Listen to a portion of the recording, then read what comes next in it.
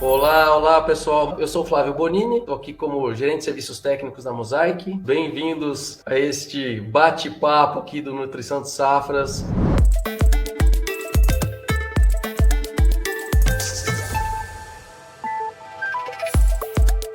Hoje, mais um dia importante, temos convidados ilustres aqui para falar um assunto muito interessante que é muito além do NPK.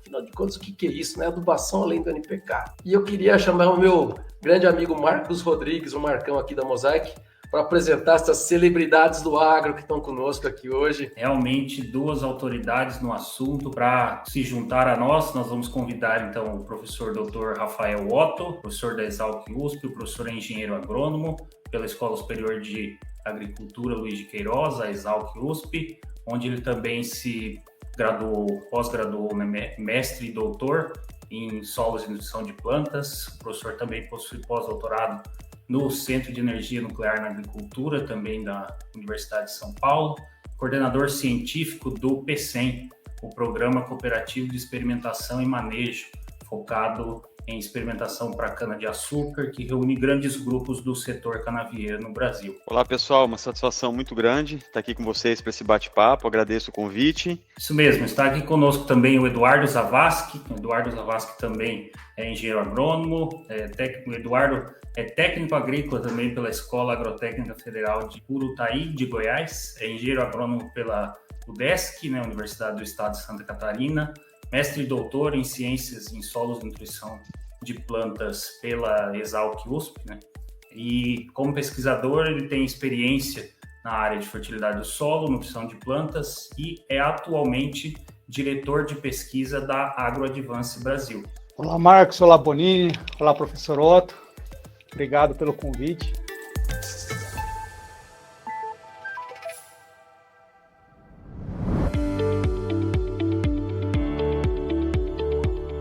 Vocês imaginam como a gente está feliz de ter vocês aqui, porque sempre, assim, o Marcão já, né, explicou um pouco de o que vocês já fizeram, o que vocês já estudaram, e a gente conhece muito bem vocês e sabe quanto que vocês trazem de coisas legais, né, tanto para nutrição de plantas quanto para adubação, não só de experimentação, mas de dia a dia, de experiência mesmo que vocês têm de campo, né? E o que é legal nesse nome desse bate-papo de hoje é justamente isso, é muito além do NPK. E aí eu fui lá, como eu sou uma pessoa, eu sempre falo que eu sou uma pessoa antiga, né? A gente fala, pô, mas a gente só fala de NPK e tem um monte de boletim que já fala de um monte de outros nutrientes, de outras coisas, e a gente continua falando só de NPK, né? Mas o importante é que, né, a gente há muito tempo, né, se fala de nutrientes, sem dúvida alguma, sempre que a gente vai falar de adubação, fala NPK. Mas afinal de contas, né? Tem outras coisas além do NPK, professor Otto, professor Eduardo?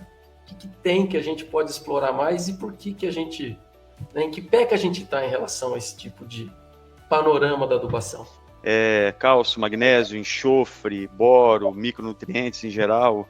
Eu acho que hoje as lavouras nossas aí de soja, de milho, de cana, de algodão, de café, de citros, essas lavouras aí já passaram do tempo de adubar só com NPK, né?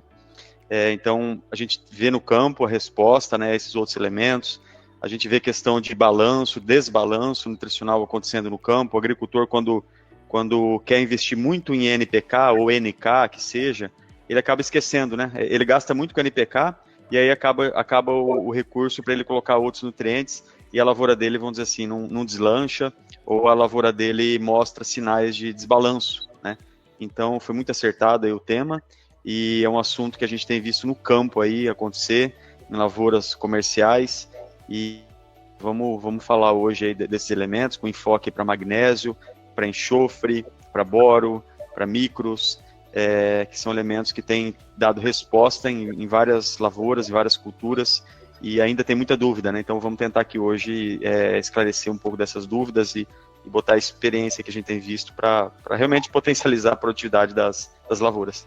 Bem, complementando o que o professor falou, a gente tem rodado muito e o que a gente tem observado, né, que a maioria, principalmente no sul do país e nas áreas mais, vamos dizer, as áreas mais velhas, né, o NPK muitas vezes ele já está em bons níveis e corrigido. Por quê? Porque se deu muito muito enfoque nisso nas aberturas, que era normal. Nossos solos são intemperizados e por isso faltava-se esses elementos que são, vamos dizer assim, os que davam grandes respostas.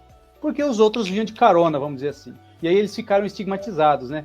Macronutrientes secundários, aí o enxofre, o cálcio, né, o magnésio, e os micronutrientes, que é outro nome que estigmatiza. Então a gente vai acabar abordando, a gente vai entrar em detalhes disso mais tarde, mas aí o produtor muitas vezes na cabeça dele tinha, isso aí vai de carona, eu preciso focar, como o professor comentou no NPK, e hoje o que a gente observa é que as áreas já estão muitas vezes corrigidas no NPK e deficitárias no restante. E aí a gente tem que, sim, prestar atenção, porque as culturas estão exigindo mais, ciclos cada vez mais curtos, elas precisam de uma adubação cada vez mais assertiva, então o uso, vamos dizer, equilibrado de todos os nutrientes torna cada vez mais essencial. Bacana, pessoal. Não, interessante tudo isso que vocês apontaram do cenário atual, né, que nós passamos na agricultura. Realmente, se a gente for rodar o Brasil de norte a sul, nós hoje podemos dizer que nós atingimos já, né, um patamar de fertilidade diferente daquilo que a gente estudou naturalmente dos nossos solos tropicais, né, com muito conhecimento e muita difusão de conhecimento e tecnologia na área de fertilidade e nutrição de plantas. Os nossos agricultores hoje eles contam com tecnologias para correção de solos, para condicionamento dos solos, para melhorar o perfil de distribuição de nutrientes e fornecer esses nutrientes em profundidade para que as raízes sejam beneficiadas, né, das culturas, e tecnologias em nutrição de plantas que no passado foram utilizadas também para construir esse potencial produtivo, para elevar a fertilidade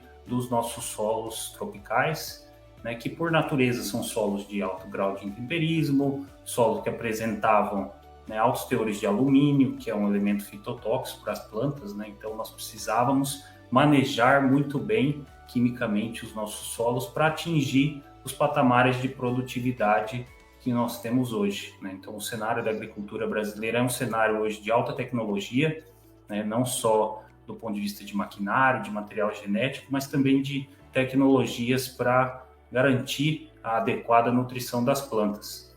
Porém, existe, né, o Brasil é um país de dimensão continental, né, então nós temos uma variabilidade muito grande, né, do que a gente chama de tecnologia e até mesmo da adoção dessas práticas no campo, né? Então, para a gente começar, para esquentar e para você que está chegando agora também, a gente organizar o nosso tema do nosso bate-papo de hoje, então eu queria começar, né, com essa introduçãozinha para refrescar um pouco a memória de todos que estão nos acompanhando sobre os nutrientes, né? Então, o que é um nutriente? Por que a gente fala macro e micronutrientes? Como que funciona isso, né? Se vocês puderem explicar um pouco melhor para a gente, Eduardo e professor Rafael, como que a gente, primeiro, a gente classifica eles por uma ordem de importância e como é que funciona isso do ponto de vista da nutrição de plantas, os nutrientes em si? Sendo bem rápido assim, bem direto ao ponto, né? O nutriente, todo mundo que está assistindo aqui tem certeza que sabe, né? Mas é um elemento que a planta, se ela não tivesse nutriente durante o ciclo de desenvolvimento dela, o crescimento, a produção dela é severamente afetado, né? E também o nutriente é um elemento que não pode ser substituído, né? Ter sua função substituída por nenhum outro elemento. Basicamente, aí são essas regras que definem o nutriente. Inclusive, né, para quem não sabe, aí está tendo uma discussão muito grande na comunidade científica, né, sobre uma nova definição de nutrientes que está vindo aí. Acho que nós estávamos aí no evento, né, teve um evento internacional, International Plant Nutrition Colloquium, que é o evento mais importante de nutrição de plantas, que esse ano foi aqui no Brasil, ele acontece a cada 4 anos, e a gente estava lá, né, participamos, e teve uma mesa redonda lá sobre definição de nutrientes, e vem coisas novas aí, né, uma tendência muito grande de ser incluído nessa lista aí, né, nutriente não somente como elemento essencial, mas também elemento benéfico, né, então, para normatizar tudo isso daí, a Sociedade de Nutrição de Plantas, ela tem visto com bons olhos, né, essa questão de unificar o nutriente como elementos essenciais, que são esses que eu acabei de falar, e elementos benéficos também, o que incluiria aí outros elementos, né, cobalto, selênio, silício, na lista de nutrientes. Então, ainda não é oficial, falta o pessoal lá se reunir, realmente bater o martelo, mas tem uma grande tendência disso acontecer. Só complementando, então, o que o professor Otto já falou, né, muito bem a definição de nutriente, e aí, como eu tinha falado antes, aquela conotação negativa de micronutriente e macronutriente secundário. Aí, isso tem muita questão também de legislação, mas, a grosso modo falando, que os macronutrientes primários são aqueles que a gente geralmente comprava quando a gente adquiria um fertilizante NPK, a gente compra o NPK, eles são ditos os primários. Aí os secundários eram aqueles que muitas vezes vinham de carona no NPK ou eram fornecidos via condicionadores ou corretivos de acidez, por exemplo, calcário, gesso, enfim, que seria o magnésio, o enxofre e o cálcio. Mas todos, e por que são chamados macronutrientes? Porque a necessidade da planta, a gente está falando em acúmulo no tecido em gramas por quilo de matéria seca. É ordem de grandeza. Já os micronutrientes, a questão é que eles são acumulados nas plantas em uma grandeza menor, em miligramas por quilo de matéria seca. Mas a importância para a planta é a mesma, de todos eles. Se um deles for deficitário ou tiver em baixas quantidades que a planta precisa, é esse nutriente que vai interferir na produtividade. Obviamente que os macronutrientes, até pela quantidade que são exigidos, a sua deficiência relativa, obviamente, vai impactar muito mais do que a deficiência relativa de um micronutriente. Mas é aquele famoso barril de Liebig, né, que a gente chama do químico alemão, que é o nutriente, aquele barril, aquele clássico barril das tábuas, né? A tábua que tiver mais baixa é ela que vai limitar a quantidade de água ou de grãos que você vai encher. Então, eu acho que é importante a gente só comentar isso, porque muitas vezes a gente acha que micronutriente não é importante como macro. Ele pode ser relativamente menos impactante, mas a importância dele é tão grande. E hoje a gente tem observado que muitas vezes no nosso sistema de produção são esses micronutrientes que estão estagnando a nossa produtividade e fazendo com que a gente não chegue nos maiores patamares de produtividade.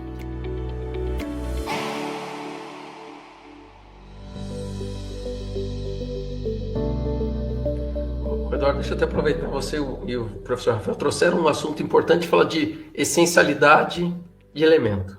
Então, muito se escuta hoje, não, mas tem muita coisa de melhoramento genético que vai reduzir, que vai mudar. Então, assim, o importante é deixar claro que cada nutriente tem um papel dentro da planta. Você não vai conseguir, não, uma planta agora vai parar de usar fósforo no metabolismo para usar, usar cádmio, porque a gente alterou, quer dizer, existem funções e papéis muito bem estabelecidos, sejam, né, Eduardo, os macroprimários, secundários, micronutrientes da planta.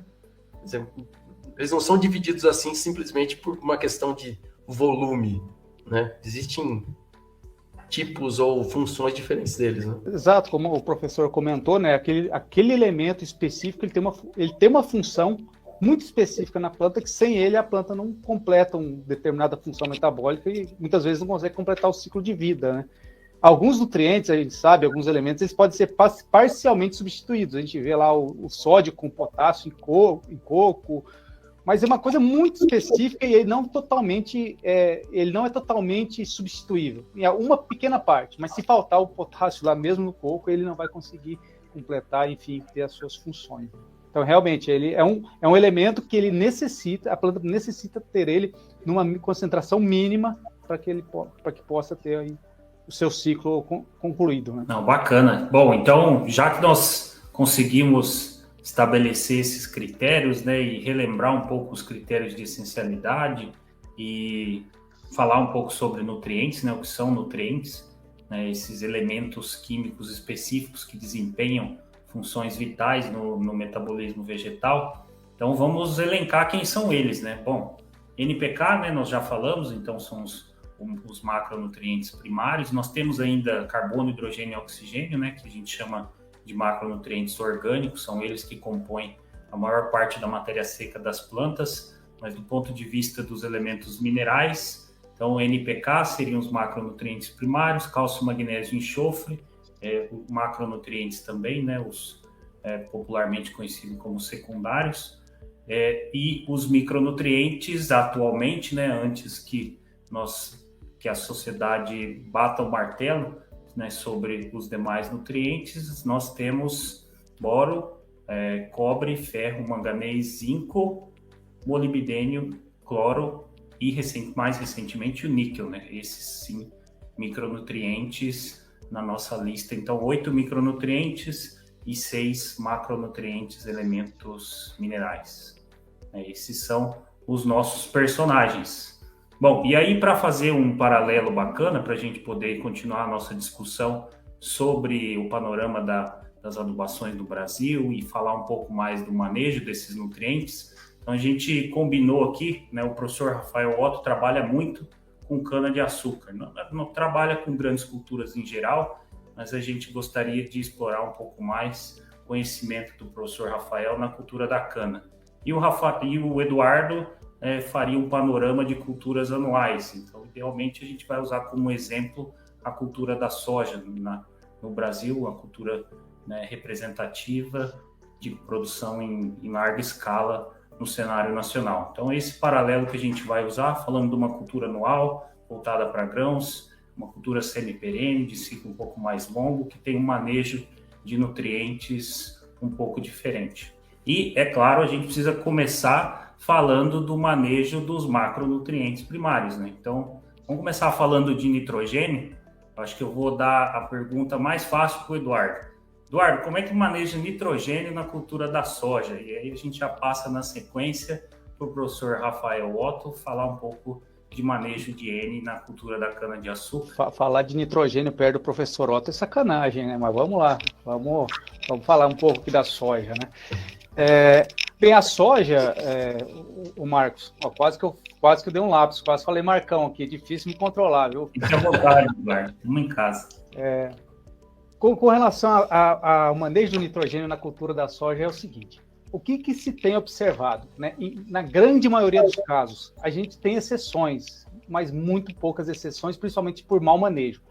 Na maioria dos casos, considerando um bom manejo, a fixação biológica de nitrogênio ela é capaz de suprir a altíssima demanda da planta. A soja, só para vocês terem uma ideia, para cada tonelada de grão produzida, ela demanda 80 quilos por N, seja parte vegetativa, seja grãos.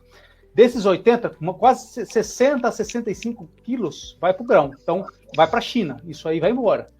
Só que, graças a Deus, esse nitrogênio vem do ar, que é 78% constituído por nitrogênio. E essa fixação biológica, para ela funcionar de maneira adequada, ela precisa de uma série de fatores. Aí a gente teria que ficar aqui um grande tempo falando, mas eu vou elencar alguns principais. A área bem corrigida, eu acho que a bactéria é uma interação de raízes e bactérias. Ambos precisam de um ambiente, de uma acidez adequada, precisa de uma acidez corrigida para se desenvolverem bem. Então, a gente precisa de uma acidez corrigida. Alguns nutrientes são muito importantes nesse processo. Aí eu vou elencar alguns, que é o enxofre, o magnésio, o fósforo, o níquel, o cobalto e o molibdênio. Além de outros, esses são, vamos dizer assim, seriam os principais. Porque a junção de todos esses nutrientes sendo fornecidos de maneira adequada vai fazer com que a bactéria fixadora de nitrogênio consiga suprir quase toda a demanda da soja. Uma parte vai vir da própria mineralização da matéria orgânica, um pouco vai vir dos fertilizantes aí que são utilizados, geralmente o MAP, né, é um fertilizante muito utilizado para o plantio da soja, ele vai fornecer uma pequena quantidade, mas na grande maioria, Marcos, uma fixação biológica bem feita é o melhor método de fornecimento de nitrogênio. E como fazer uma inoculação bem feita? Utilizar estirpes credenciadas, estirpes geralmente produzidas por empresas idôneas. Hoje, a gente tem visto resultados, comprovando, tem uma tese, inclusive, do professor Paulo Arbex,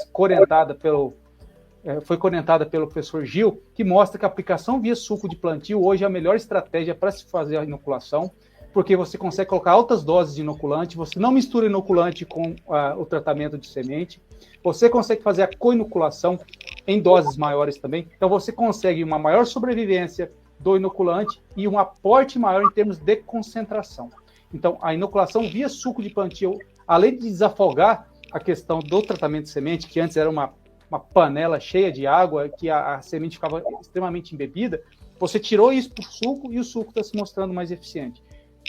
E aí, doses que a gente está falando de inoculante, que estão sendo bem empregadas, dando bons resultados, no suco de plantio em áreas consolidadas, por volta de 5 doses de inoculante. Aí, quando a gente fala em áreas de abertura, a gente está falando em 10 doses de inoculante, porque a gente tem uma área pobre ainda na estirpe. E a gente precisa colocar uma carga maior, porque a gente precisa concentrar isso próximo às raízes. Aí a gente está falando de doses de 10 a 15 doses de inoculante, né, doses de Bradyrhizobium por hectare. Então, assim, vai depender muito do manejo, né, da área, se é área de abertura ou área mais velha. O suco de plantio hoje é a melhor estratégia para se utilizar. A reinoculação anual é extremamente importante. Estudos da Embrapa, meta-análise, né, vários estudos, vários experimentos mostram 8% de ganho com a reinoculação. Minha área já tem um monte, eu coloco a soja lá, eu vejo os nódulos. Geralmente você vai ver nódulo em raiz secundária. O nódulo bom é aquele na coroa em tamanho maior. Para você ter isso, você tem que colocar o inoculante lá perto. E aí a gente está falando de 8% de ganho em cada ano de aplicação. Então, reinoculação é extremamente importante. E a coinoculação, mais importante ainda, você tem mais 8% de ganho. E aí, o Marcos, o pessoal sempre pergunta, eu posso coinocular, colocar o azospirillum via folha? Pessoal, coinoculação é junto, então tem que colocar o azospirillum junto com o Bradyrhizobium no suco de semeadura, porque a função do azospirillum é o quê? Propiciar aumento de crescimento de raízes, para você aumentar os pontos de infecção do Bradyrhizobium e aumentar a inoculação, o fornecimento de nitrogênio. Então, coinoculação em soja é junto com o inoculante Bradyrhizobium no suco de plantio. E aí os ganhos com essa coinoculação são mais 8%. Então, a gente está falando de 16% de ganho quando se faz a coinoculação. 8% com a inoculação tradicional, mais 8% com a coinoculação. Então, a gente está falando de 16% de produtividade a mais, com o uso de uma tecnologia muito barata. Então, e hoje é a mais adequada. Com relação ao uso de fertilizante nitrogenado, alguma outra situação, uma área mal inoculada, uma área de abertura pobre em matéria orgânica, com uma relação CN alta, muito pontualmente tem se visto alguns resultados. Mas, de maneira geral, Marcos, a inoculação e uma coinoculação bem feita via suco de plantio é a melhor estratégia para se fornecer nitrogênio para a soja. Muito bem, Eduardo. Então, eu fiz justamente essa pergunta começando pela soja, porque eu sabia que a resposta vinha com a inoculação. O Brasil hoje é referência mundial em tecnologia para fornecimento de N para as nossas variedades de soja através da fixação biológica de nitrogênio. Agora vamos passar para o outro cenário, né, professor? Professor Otto, o cenário da cana-de-açúcar, é uma gramínea que é uma cultura muito responsiva a nitrogênio, mas o manejo do N não é muito simples também. Eu gostaria que o senhor falasse um pouquinho mais sobre o manejo de N para essa cultura tão importante também no cenário nacional. Muito bem respondida a questão da soja e do nitrogênio, e é uma questão que volta e meia vem à tona isso, né, pessoal? Tem alguns que ainda defendem, né, e quer levantar essa lebre aí, fica uma questão polêmica, né? Eu sempre falo, pessoal, graças a Deus a gente não precisa aplicar nitrogênio na soja, né? O custo que seria, né, se eu tivesse que aplicar nitrogênio na soja, olha quanto está custando fertilizante, né? Vamos esquecer disso, vamos inocular bem feito e vamos gastar com outro nutriente, né? Que muitas vezes a gente está esquecendo, né? Colocar boro, colocar zinco, colocar manganês, colocar enxofre, vamos pensar em outra coisa, né? Mas foi muito bem respondido aí pelo Zavascki aí. Vamos para a cana, né? Bem, a cana é uma cultura que acaba acumulando quantidades moderadas de nitrogênio, né, no colmo, né? Os números mais recentes aí mostram que para cada 100 toneladas de cana, a cana-de-açúcar acumula nos colmos 85 quilos de nitrogênio. Então, é uma alta produção de biomassa, né? 100 toneladas de colmo, só de 85 quilos de N. Não é muito, né? Se eu comparar com uma lavoura de milho, por exemplo, muitas vezes o milho tem aí, só nos grãos, 150 quilos de N acumulado numa lavoura de alta produtividade, né? Então, a cana é uma cultura que ela acumula relativamente, proporcionalmente à biomassa que ela produz, pouco nitrogênio. Então, isso já mostra pra gente que é uma cultura que não tem uma alta demanda de nitrogênio, por não formar muita proteína, né? Por não formar muita proteína, que consumiria mais nitrogênio. Dito isso, né, o que a gente tem falado, né? Na cana-planta, as recomendações são baixas doses de N, 40 a 60 quilos de N, ou no fundo do sulco, ou no sulco mais no quebra-lombo, no máximo chegando a 80 quilos de N, somando sulco mais quebra-lombo. Em situações que eu mexo menos o solo de plantio direto, ou preparo reduzido, ou cultivo mínimo, eu tenho maior resposta a N no plantio, então a gente pode chegar a 80 quilos de N. Quanto mais eu revolver o solo, mais eu subsolar a minha área, melhor a condição de mineralizar a matéria orgânica, menor a resposta a N. Em cana-soca, acho que é o grande segredo, né? A gente acaba aplicando mais nitrogênio pela soqueira ser mais responsiva a N, tá? Mas quando a gente migrou de cana queimada para cana crua, e começou a deixar palhada na superfície do solo, a gente sabe que a palhada de cana tem uma relação CN, carbono e nitrogênio, muito alta, a gente tinha medo, né? Receio de ser uma condição que iria imobilizar muito o nitrogênio do fertilizante. Então, a recomendação acabou sendo aumentar a dose de N em cana crua, com palhada. Mas, felizmente, né, fizemos aí uma série de trabalhos e teses e trabalhos, e a resposta a nitrogênio em cana-soca, ela não é tão alta quanto a gente imaginava, mesmo com a palhada na superfície. Então, hoje, a recomendação nossa é aplicar 1 kg de N por tonelada, até menos do que os 1,2 quilos que algumas usinas usavam e algumas ainda usam hoje. Então, 1 kg de N por tonelada em soqueira é uma dose razoável. Se vocês pegarem o boletim 100 aí, vai estar 1,1.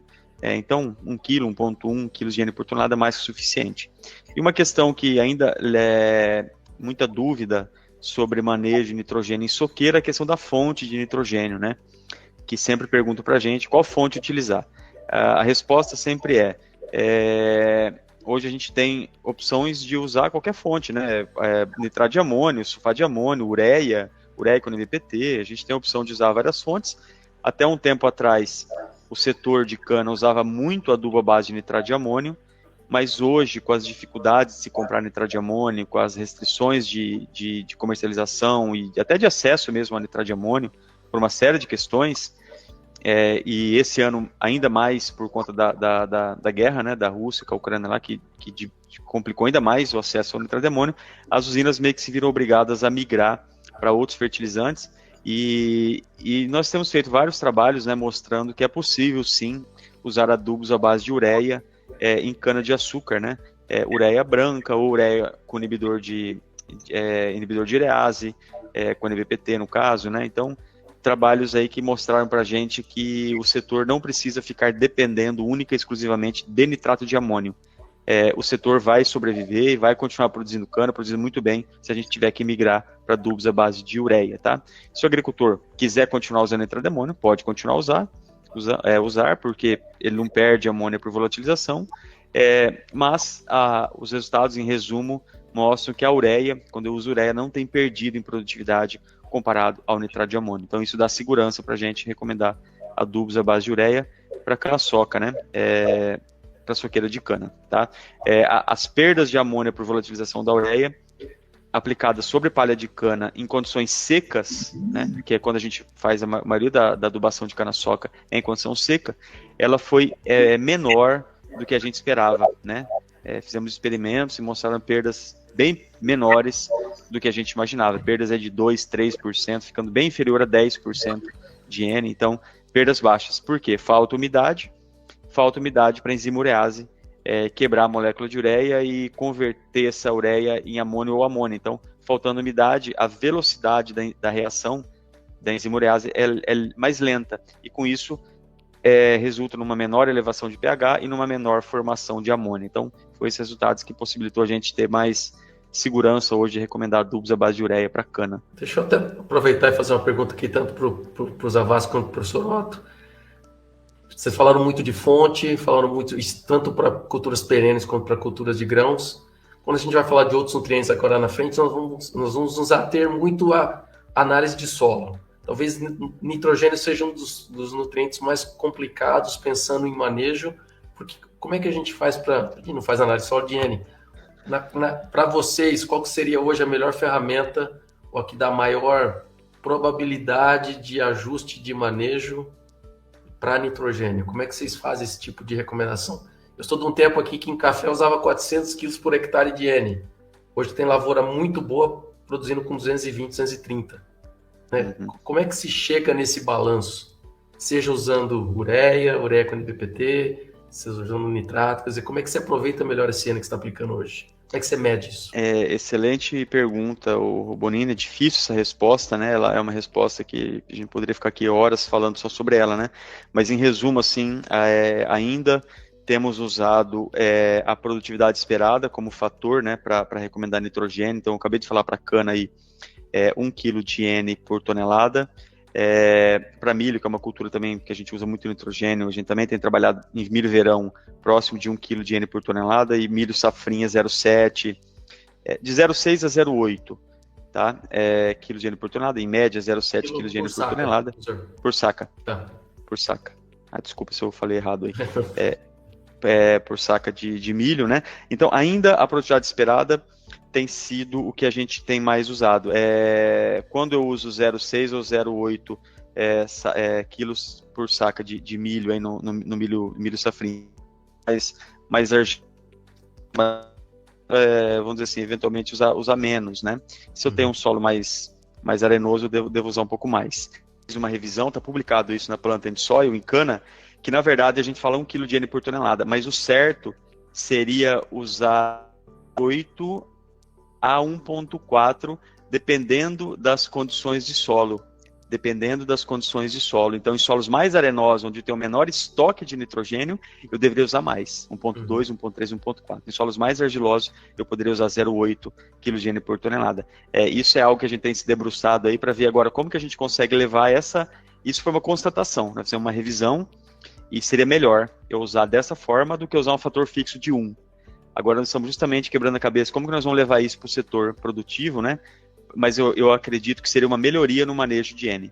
Muito interessante, professor. Bom, eu queria aproveitar, já que a gente está falando muito do manejo da adubação, a gente não vai falar muito sobre a dinâmica do fósforo no solo, para isso a gente já trabalhou em outros bate-papos, falar mais especificamente do fósforo. Então eu queria aproveitar o gancho e falar um pouco de potássio, começar pelo professor Otto, para a gente já falar do manejo de potássio em cana-de-açúcar. Parece que mudou alguma coisa também na recomendação de potássio, essa relação potássio e nitrogênio na recomendação para a cultura da cana. Professor, o senhor pode detalhar um pouco mais sobre o potássio?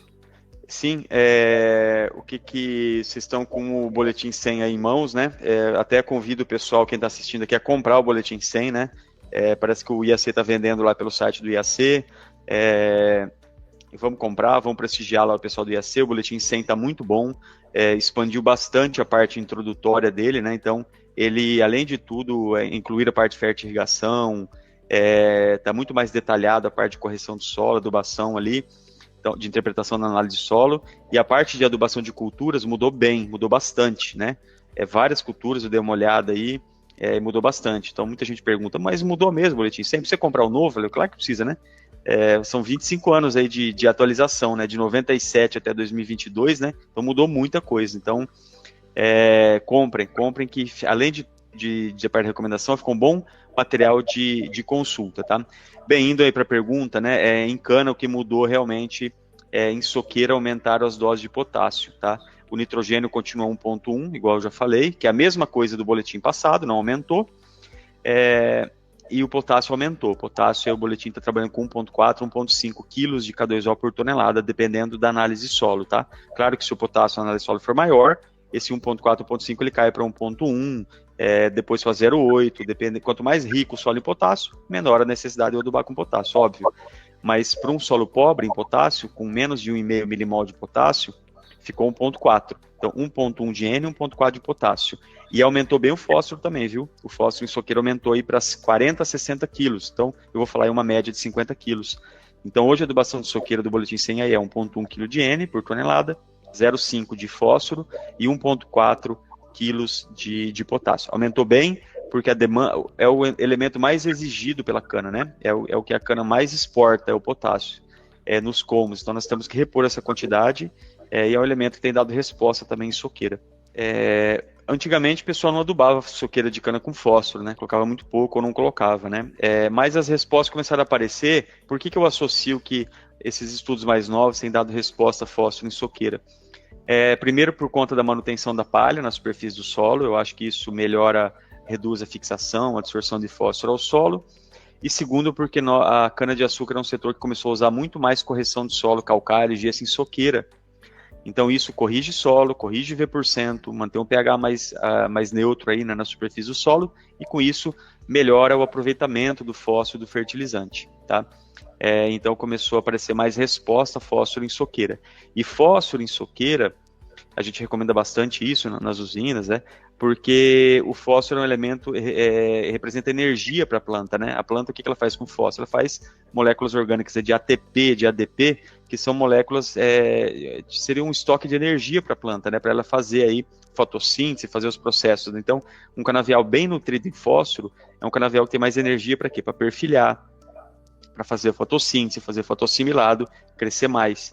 E um canavial mais perfilhado é um canavial que eu tenho mais longevidade, tá?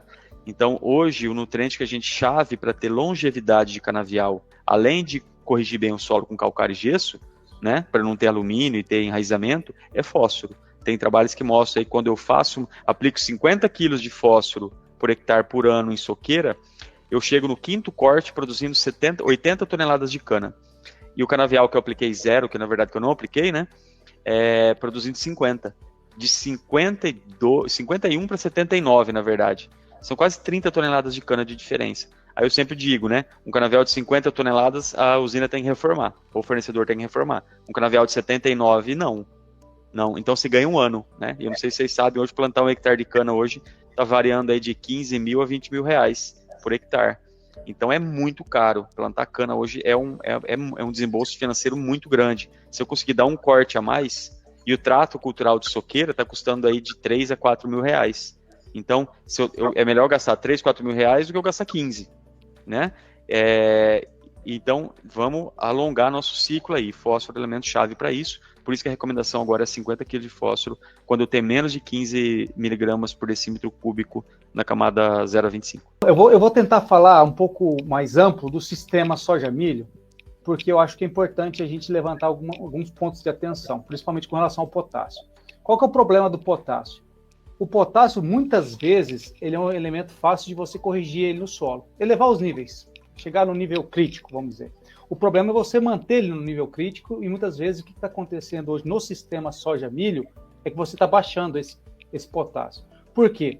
O pessoal subestima o potencial da planta de extrair. Só para vocês terem uma ideia, a quem está nos assistindo, sendo conservador, tá? Os trabalhos mostram de 20 a 25 quilos de K2O exportado para cada tonelada de grão. Para cada tonelada de grão que vai para a China, você está levando 20 quilos de K2O. 20 a 25. Vamos ser conservador.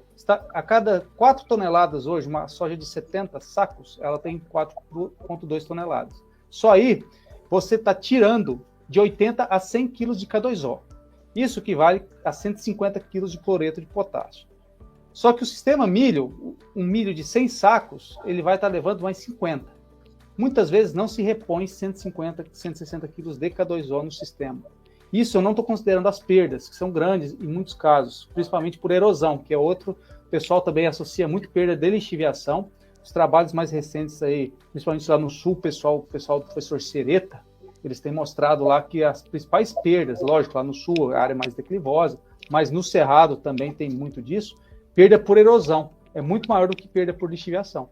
Plantio a lanço, muito antes do plantio, vem as primeiras chuvas torrenciais muito fortes, a infiltração do solo ainda está baixa porque o solo está seco, e acontece que muito desse potássio está indo para o rio, por erosão, e o pessoal não está contabilizando isso. Então a gente não está tendo essa reposição do potássio de forma adequada.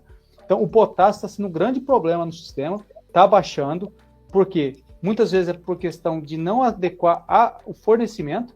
Esse fornecimento do potássio todo a lanço, em pré-plantio, eu particularmente eu não sou muito favorável em muitos casos, por causa da questão de perda por erosão, porque em muitos casos a gente não tem palha suficiente, tem declividade e está tendo perda, e a gente não se atenta para isso, tá? Então, esse era um alerta que eu gostaria de fazer. Então, pessoal, só para repor o sistema, 160 quilos de K2O, sistema soja-milho. E por que é importante o potássio, principalmente no milho segunda safra?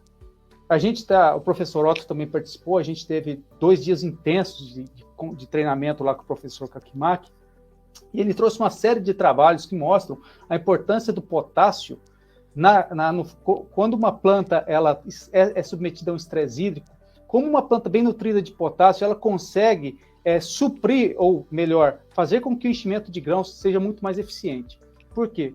Porque o potássio ele potencializa o acúmulo de carboidrato nos comos ou na haste, e se a planta é submetida a um determinado estresse, esse carboidrato acumulado nos comos e na haste vai ser a principal via de transporte de carboidrato para os grãos. Se a planta está bonitinha ali, submetida a uma boa condição hídrica, térmica, a folha vai acumular o açúcar e vai translocar para o grão, mais de 70%, 80%.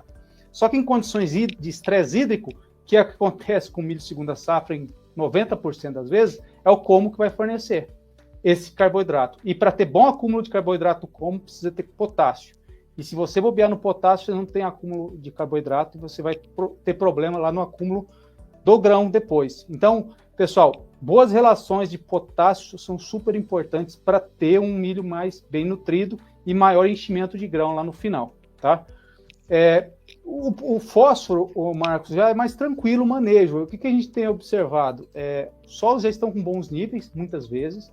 Muitas vezes o pessoal está pecando por excesso, tem solos lá acima do nível crítico, estão colocando doses acima do recomendado, que é o que a gente vai, acho que, entrar em detalhes mais à frente, e está bobeando aí no boro, no magnésio, enfim, e está deixando de gastar, o professor Otto falou antes, de gastar onde precisa, né? Então, eu vejo o manejo do fósforo mais tranquilo. Se a gente pensar em um solo que já atingiu o nível crítico, né, a gente vai estar falando aí uma soja e milho por volta de 50, 60 quilos de K2O, para manter o sistema, né, para pagar o que eles levam via exportação. E a gente tem visto que o sistema, o fósforo diferente do potássio, é mais difícil de você levar. Mas uma vez que você levou, é mais fácil manter, porque a exportação é menor.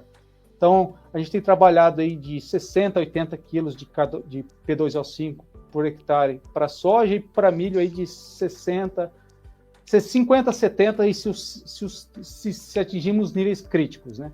E aí, antes de atingir níveis críticos, a gente tem que colocar doses maiores para chegar nesses níveis aí, sendo bem, resumindo aí, pelo menos chegar a 25 a 30 miligramas por decilitro cúbico em resina, pensando no extrator resina, e para meliche vai depender do teor de argila, né? Um solo mais arenoso, aí um teor maior, por volta de 30 também, e solo mais argiloso, aí pelo menos 15, né, no meliche. Isso vai variar, quanto mais argiloso, o nível crítico diminui. Aí a gente teria que ficar bastante tempo discutindo isso. Mas é mais ou menos por aí. Eu acho que 50, 60 quilos de P2O5 e o potássio, sim, aí a gente tem que tomar cuidado.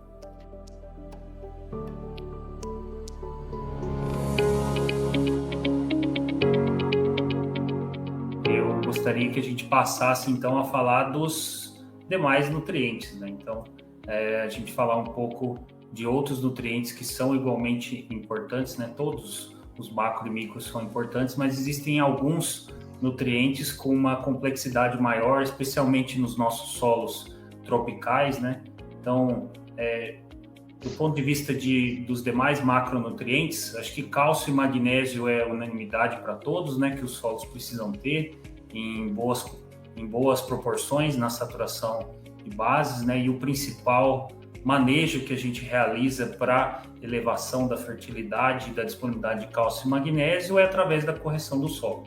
Então, esse eu já vou facilitar para o Eduardo e para o Rafael Otto, que cálcio e magnésio a gente supre muito bem através de uma boa correção da elevação da saturação por base do solo, mantendo condições de pH ótimas para o desenvolvimento das culturas. E a gente passa então para o enxofre, que é também um macronutriente que a gente pode manejar via condicionador de solo, né? A gente tem o gesso agrícola como uma ferramenta de condicionamento de solo, mas se a gente pensar um pouco no manejo das culturas, e aí trazendo para soja e para a cultura da cana, né? O que vocês podem dizer de enxofre e também de magnésio? A gente tem ouvido muito falar de magnésio, né? Até amanhã o professor vai estar juntamente com o seu grupo de estudos e pesquisas, organizando um evento exclusivo para falar de magnésio para a agricultura, né, o Magnesium Day. Então, o que vocês podem falar especificamente de magnésio e enxofre, Eduardo e professor Rafael Otto, e o quanto esses elementos têm contribuído para elevar os patamares de produtividade das nossas lavouras? Eu diria que hoje os elementos aí chave aí, né, de discussão, de manejo é magnésio e boro, né, são os elementos chaves aí, e o enxofre vindo em sequência aí também, né. Então, hoje, tanto é que nós estamos organizando aí o Magnesium Day, né, a gente já organiza o Boron Day, normalmente é um evento que enche a casa, lota. Organizamos agora o Magnesium Day também, mesma coisa, casa cheia, lotado, porque é um elemento que todo mundo quer vir, ver, escutar, né. Magnésio super importante. Para a cultura da cana, infelizmente, nós temos poucos estudos ainda que comprovam os resultados de magnésio, né, em cana planta ou em cana soca. Igual você falou, né, Marcos, o pessoal acredita ainda que o calcário ainda supre uma quantidade adequada de magnésio para cana. Eu não sei, eu tenho dúvidas, porque eu estava até montando uma palestra hoje sobre isso, né, para amanhã. Eu não sei não, viu? Sempre que a gente faz calagem e gessagem, e o setor de cana é um setor que faz muito calagem e gessagem, a gente sempre está colocando muito mais cálcio do que magnésio. Muito mais cálcio do que magnésio. Mesmo se a gente usar um calcário dolomítico com autor de magnésio. A hora que eu somo a quantidade de cálcio que eu coloco via calcário e gesso, ela está lá em cima e o magnésio fica para trás. Mais ou menos, eu fiz umas contas aí, dá uma relação de 5 a 6 para 1. A quantidade que eu aplico de cálcio comparado com magnésio. Só que a cana, ela extrai ou exporta uma relação de cálcio para magnésio de 1,5 para 1. Ela exporta uma vez e meia mais cálcio do que magnésio. Muito próximo, é quase igual. Então ela exporta quase igual e você está colocando mais cálcio que magnésio. O cálcio vai subir na análise solo e o magnésio vai ficar para trás. É isso que acontece. Você vai nas usinas hoje, o que acontece? O cálcio está lá em cima e o magnésio está para trás. Então, assim, eu vejo uma avenida aí de possibilidade de usar magnésio em cana, tá? Agora, por que o setor não usa, então? Porque falta trabalho, que comprova, tanto de magnésio aumenta 5 toneladas, 10 toneladas, essa fonte aumenta, essa fonte melhor, pior, falta trabalho. Mas quando a gente tiver esses trabalhos, eu acho que é um elemento que o setor de cana, em geral, vai usar mais, porque ele tem um potencial muito grande, não só de melhorar a produtividade, mas melhorar a maturação de cana, acúmulo de sacarose nos colmos, né, de ATR, que a gente sabe que a cana hoje, além de eu querer produzir alta produtividade, eu tenho que ter alto ATR, tá? É isso que eu quero ter, o magnésio é importante para isso. Transporte de açúcares, né, na planta, né? O magnésio é importante para transportar açúcar da folha para o órgão de reserva. O órgão de reserva da cana é o colmo. Bem, se o magnésio é importante para transportar açúcar, você tem uma cultura que vai se beneficiar disso, é uma cultura que produz sacarose, produz açúcar, né? A cana, beterraba açucareira, essas culturas aí. Então, tá aí a dica aí, né? Magnésio é um elemento que a gente tem que tomar cuidado, e muito mais em áreas de vinhaça que tem alto potássio, que complica ainda mais a conversa aí. Enxofre é um elemento que eu tenho falado que as usinas estão deixando de colher cana pelo mau manejo de enxofre, né? Nós fizemos uma série de trabalhos aí com fontes de enxofre em cana, e a gente observou ganhos de produtividade variando aí de 6 a 8 toneladas por hectare por ano. O trabalho foram várias usinas e 2 anos seguidos. Em cada ano deu 6 a 8 toneladas de ganho. Com fornecimento aí, nós trabalhamos com 50 quilos de enxofre, tá? Que é até mais do que a exportação da cana, né? Então, é mais ou menos o que o nitrogênio traz de ganho. Se eu aplicar 100 quilos, 120 quilos de nitrogênio canavial, eu tenho, nas áreas que respondem a nitrogênio, eu ganho 9 a 10 toneladas. 9 toneladas é a média dos trabalhos nossos, nas áreas responsivas a N. Se com enxofre eu ganho 6 a 8, com 50 quilos, que é menos que o 100, né, do nitrogênio, ele é tão importante quanto o nitrogênio. Então, por isso que eu falo, hoje eu não tenho medo de ir na usina e recomendar eles reduzir um pouco N para 1 kg de N por tonelada, mas gastar esse dinheiro com o quê? Com enxofre, com boro, com zinco, com mais fósforo, com mais potássio. Vai tirar um pouquinho o pé do nitrogênio, mas esse dinheiro não pode voltar para o fluxo de caixa da usina, não. Tem que ficar na parte da adubação, né? O gestor lá tem que comprar mais potássio, ou mais fósforo, ou mais enxofre. Então, enxofre é um elemento fundamental. Aí a gente tem brigado muito nas usinas para colocar enxofre ou na fórmula de soqueira, por exemplo, um 18,624 com 5% de enxofre, um 17,722 com enxofre, né? Daí ele vai colocar enxofre em cima da linha de soqueiro, que é o melhor dos mundos, ou ele vai começar a aplicar gesso todo ano, como condicionador de solo e aproveitando como fonte de enxofre. Aí é a usina que vai escolher o que ela quer fazer. Só não pode esquecer de aplicar o enxofre. E outra coisa, né? Enxofre não cria estoque no solo, né?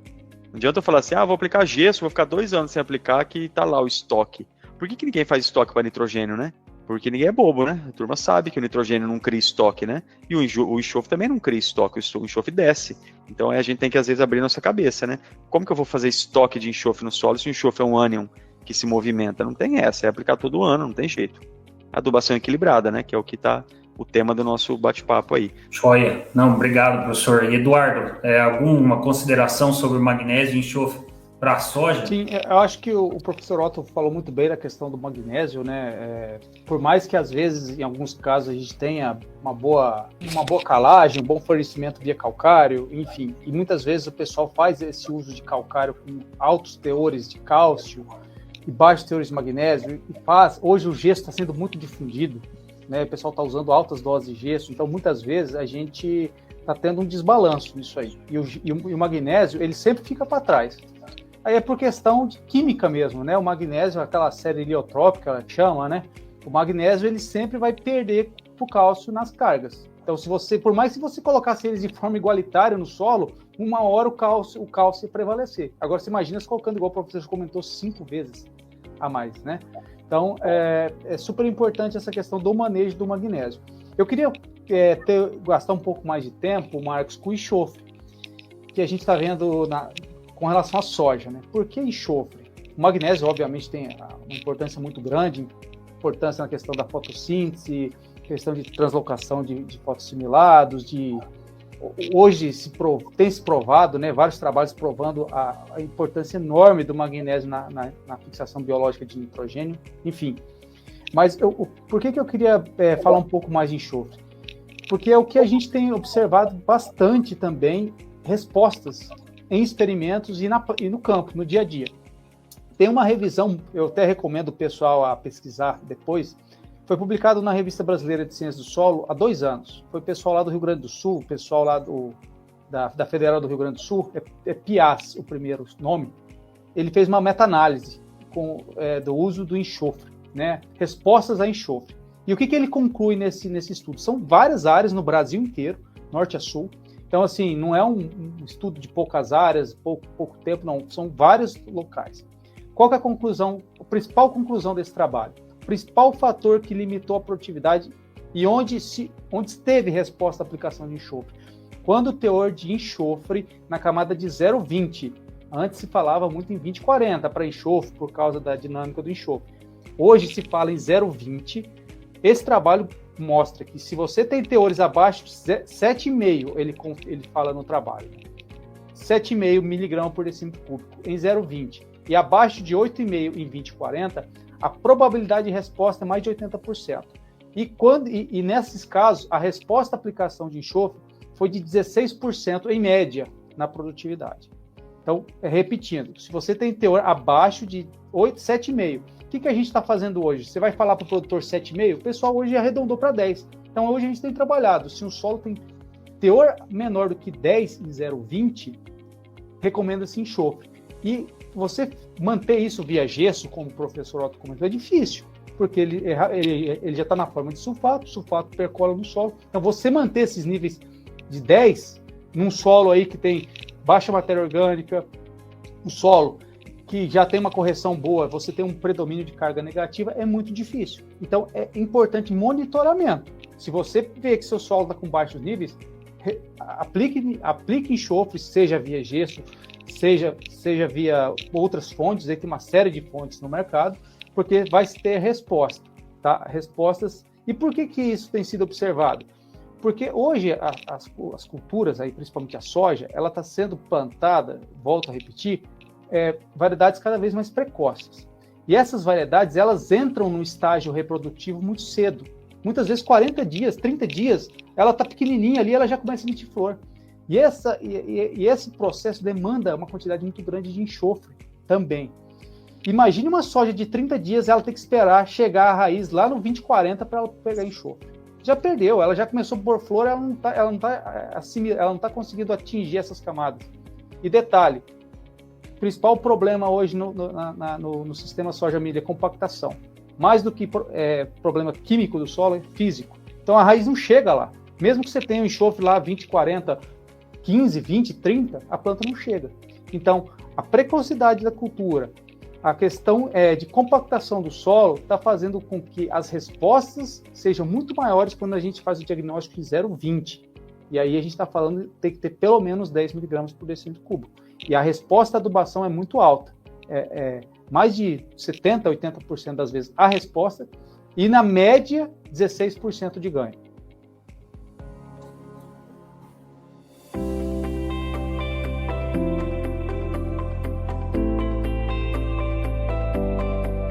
E vamos falar de boro, Marcão.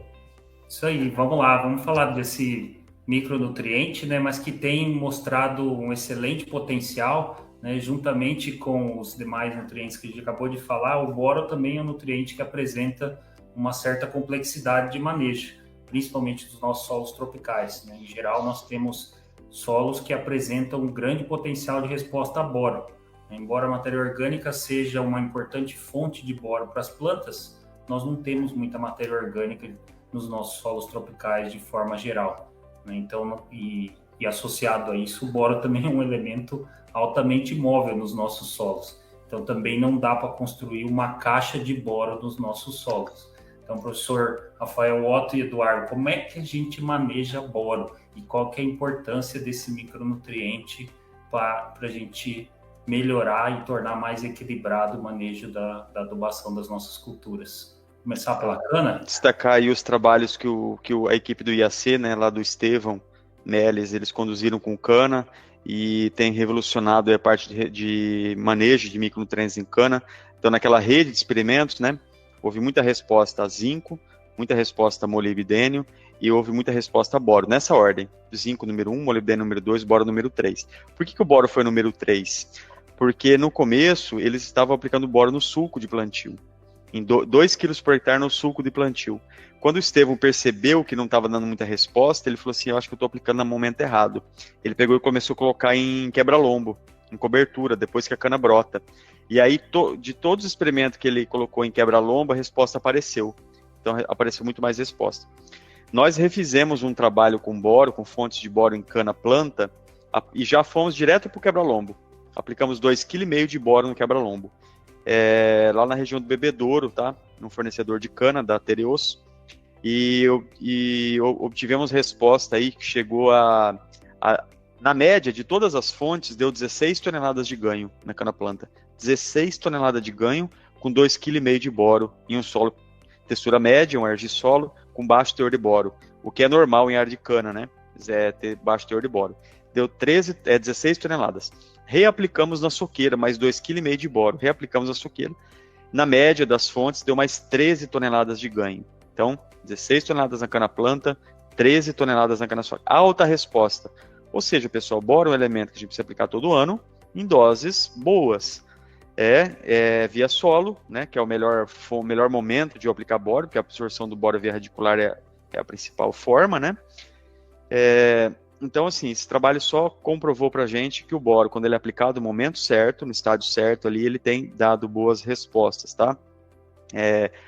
Como que a usina faz o manejo de boro hoje? A usina está fazendo um pouco errado, né? Produtor de cana. Ele quer fazer boro via herbicida, misturado com inseticida, ele quer aplicar via fonte fluida.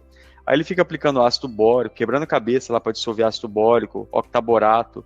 E quando ele consegue fazer, primeiro ele arruma briga com o cara do herbicida, né? Que o cara, ele mistura ácido bórico lá, já precipita, decanta o herbicida do cara, o cara já fica pé da vida, né? E aí quando o cara consegue fazer, ele consegue fazer 1,5 kg, 2 kg, 2,5 kg de ácido bórico. E a hora que eu faço conta, dá 400, 500 gramas de boro. E aí ele fecha o olho e faz de conta que aplicou boro, né? E aí eu não vou ter as 16 toneladas de ganho. Então, assim, acho que em cana está na hora da gente realmente encarar o manejo do boro como ele deve ser encarado, né? Depois o Eduardo vai falar em grãos aí. Em grãos, em cereais, é muito mais comum o agricultor aplicar boro via solo, a lanço, em área total, né? Por que em cana a gente fica inventando moda, querendo misturar boro em herbicida, depois inseticida, depois fungicida? Então, minha opinião, né? Boro tem que ser via solo, a dose maior. Posso fazer complementações foliares, pensando mais na questão de maturação da cana, né, que é a linha do cruciol, que tem... Posso fazer isso. A única coisa que eu não posso fazer é igual quando a gente vai em usina e pergunta assim, vocês fazem micronutriente aqui na usina? Fazemos. Como que vocês fazem? Tudo via foliar. Não tem como eu manejar cana-de-açúcar para alta produtividade fazendo somente microfoliar, só boro foliar, só zinco foliar. Não. É alta dose de zinco via solo, alta dose de zinco de boro via solo e complementações foliares, pensando mais no estímulo fisiológico, muitas vezes, ou algum efeito aí de translocação de açúcares, como é o caso do boro. Então, basicamente é isso, Marcos. Eu acho que o boro é um elemento que tem um potencial gigante de dar ganhos de produtividade, mas muitas vezes a gente está fazendo de uma forma que é mais cômoda ou que a gente acha que é mais barato, e aí nós não estamos vendo o efeito, tá? Então, de novo, melhor momento de aplicar boro em cana-planta, quebra-lombo e em soqueira após o corte via adubo NPK, com boro granulado, boro via fertilizante. Cara, boro aqui na Agrodivance nós também temos pesquisa, né? Além da parte de ensino, a gente tem a pesquisa, né? E a gente tem feito pesquisas desde cana e grãos. O boro dá de todos os testes, de todas as pesquisas que nós temos feito internamente na Agrodivance, o nutriente ou as fontes que mais tem respondido é boro, até mais do que nitrogênio. Pelo amor de Deus, não estou falando que não é para aplicar nitrogênio, eu só quero dar um exemplo de como as respostas de boro são impressionantes. A gente tem tido mais respostas. Se a gente pegar 10 experimentos que a gente faz, 9 respondem a boro. A nitrogênio, às vezes, 8, 7, a resposta é alta, mas a boro é impressionante. A gente acabou de desenvolver 2 experimentos lá em Goiás, a gente tem um parceiro lá em Jataí. A gente fez um em soja e um em milho. E vejam que interessante, só para vocês terem uma ideia, pessoal. Ganho com a aplicação de boro. A gente testou forma fluida, a gente testou forma granulada, a gente testou juntar as duas. Resumindo, a gente fez uma amostra, um contraste, onde aplicou boro, onde não aplicou boro, independente da fonte. 7 sacos de ganho em soja pelo fato de usar boro. Em milho, 10 sacos de milho em função de aplicar boro. Isso aí é experimento, né, treinamento experimental, repetição, todo aquele rigor científico feito. E o que chamou a atenção, né, nesses nossos ensaios aí lá em Jataí? Primeiro, fonte. Quando nós unimos, isso aí que foi uma coisa que me chamou muita atenção e que eu já vinha pensando nisso e eu resolvi testar e a gente observou isso lá na prática. Quando a gente uniu uma fonte fluida aplicada na dessecação, aí eu concordo com o professor Otto que é difícil a gente fazer ácido bórico por questões operacionais, mas se a gente conseguir fazer uma fonte fluida na dessecação, aliado a ela um adubo granulado, nós tivemos as maiores respostas. E aí, qual que é a nossa hipótese para isso? Distribuição. Quando a gente aplica via fluida, a gente tem uma excelente distribuição na área e, detalhe, a gente tem uma pronta liberação. E depois a gente vem com um adubo granulado, de distribuição um pouco pior, porque a gente hoje está trabalhando, eu vou citar aqui fontes, o Lexita, por exemplo. Se a gente vai aplicar aí 2 a 3 quilos, que é o que se recomenda para o sistema soja-milho, a gente vai estar aplicando 30 quilos. É um grão aqui, outro acolá. E isso tem uma liberação lenta, mais lenta. Só que se a gente fazer uma adubação via fluida, já fazendo esse boro percolar no perfil bem distribuído, a gente já começa a iniciar o crescimento do sistema radicular. E aí esse boro que vai sendo liberado, isso é tudo hipótese, eu não medi isso, mas por quê? Porque a gente viu na prática que quando a gente associava, e foi muito claro isso, a gente pegou 2 fontes de boro granulada e 2 fontes fluidas. E sempre quando a gente associava, a gente tinha os melhores ganhos. E, na média, 7 sacos, mas quando a gente associou o granulado com o fluido, a gente teve os melhores ganhos. E aí no milho, que foi muito interessante, que me surpreendeu, e eu quero testar isso de novo, foi que quando a gente aplicou a fonte fluida, a gente teve a melhor resposta. A gente associou fluida com granulado. Aí a hora que a gente... e fizemos só fluida e só granulada também. No experimento onde havia fluida, independente se junto ou não com a granulada, a gente obteve as melhores respostas. Como a gente teve uma baixa resposta onde a gente aplicou a granulada, qual que foi a nossa conclusão? A fonte fluida que foi o principal fator de produtividade ali. A gente já tinha aplicado o boro antes, toda a área tinha recebido boro lá na soja, e a gente repetiu isso no milho. Fluida e granulada. E onde tinha fluida, a produtividade foi maior. E aí qual que foi a nossa conclusão? Que a fonte granulada de boro, aí por causa da questão do milho segunda safra, a gente tem um ambiente mais seco, solo mais, um solo menos úmido, a liberação desse boro do grânulo ali da ulexita foi baixo e ele não conseguiu suprir.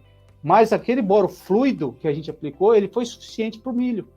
Como a gente já tinha boro lá da soja, ele potencializou o crescimento radicular, que é muito importante para o milho segunda safra, e ele produziu mais. Não sei se vocês acompanharam o raciocínio. No milho segunda safra, a fonte fluida foi super importante e deu melhor resposta. Sim. Quando a gente colocou ele todo lá no soja, foi a junção da fluida com a granulada. Mas qual que foi a conclusão? Que é importante colocar a granulada lá na soja. Lá na soja, quando a gente colocava só a fluida, aí a resposta era baixa. A hora que a gente juntava a granulada com a fluida, era maior. E só a granulada era maior do que a fluida, na soja. Já no milho, o uso da fluida.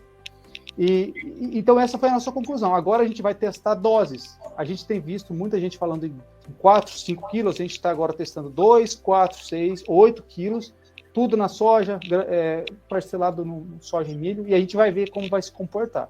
Mas o que a gente tem observado é que o uso do boro na soja, independente da fonte, tem dado em média, deu no nosso experimento 7 sacos. Experimentos do GAPS lá foram muito correlatos com o nosso, a gente comparou os dados também. E dentro de todos os experimentos que a gente tem feito na AgroAdvance, seja com soja, milho ou cana-de-açúcar, é o que mais tem dado resposta. Independente da fonte, o uso de boro é super importante. E como o professor Otto comentou, é necessário reaplicação todo ano, porque a dinâmica dele é muito alta no solo. Interessante esses pontos levantados, né, Eduardo e professor? Esses pontos vêm bem ao encontro daquilo que a Mosaic Fertilizantes tem posicionado, especialmente para esses nutrientes de alta complexidade de manejo, no caso do enxofre, no caso do boro e no caso do magnésio. Então, recentemente a gente lançou a linha Performa, né, que contempla esses nutrientes associados às nossas tecnologias de alta performance, né, para NPK, e são nutrientes-chave de difícil manejo mesmo pela complexidade dos solos tropicais, e a Mosaic traz essa linha como uma opção para os produtores, tanto produtores de grãos ou produtores do setor canavieiro também, para trazer tudo isso que vocês mencionaram, especificamente do boro. Estava prestando muita atenção essa questão do manejo do boro, né, no quebra-lombo. Então, o quebra-lombo também pode associar um manejo de potássio, e aí nós temos tecnologias que associam o boro dentro do fertilizante potássico, né, para resolver ao mesmo tempo essa questão de liberação e a questão de distribuição espacial, que é o que a gente vem vendo que é também um problema para manejar o boro. Então, são tecnologias que estão aí à disposição. A Mosaic Fertilizantes lançou recentemente a linha Performa para todas as culturas, justamente com essa intenção de ser uma nutrição mais equilibrada, uma nutrição balanceada, com esses nutrientes presentes em tecnologias que vão suprir isso de maneira eficiente ao longo de todo o ciclo da cultura, né? Especialmente os nutrientes que têm uma maior mobilidade nos solos, como exemplo o boro e o enxofre.